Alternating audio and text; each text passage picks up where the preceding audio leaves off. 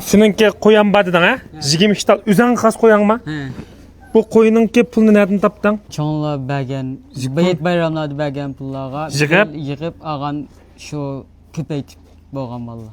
Aşa cho'nglar bergan, net bayramda bergan pullarga qo'y elib, anandaki sen köpeytdi, baz 25 qo'yan oldu. Cho'ng kichiklar 25. Cho'ng kichiklar 25 qo'yan oldu. Yaxshi. Men ta'sirlanotdim sendan. Yaxshi.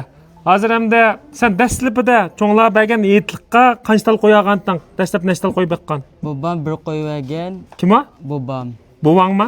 Ha. Ondan keyin bozordan shu tag'amga agsha qilib berib, epirib, shuni elib, 7-8 shu orqali hozir 5 yil oldu, shu 25 bir oldu. Demek başta buvang bir tal qo'yib berdi, men sen qo'yib baktım. Buvang necha yosh vaqtingda berdi? Buvang 14 yosh vaqtida. 14 yosh vaqtida bir tal qo'yib bergan. Shuning bilan sen etlik pullarni yig'ib, bozorlik berib, yig'ib elib, qo'ylarni tug'dirib, hozir 25 tal qo'yan oldu.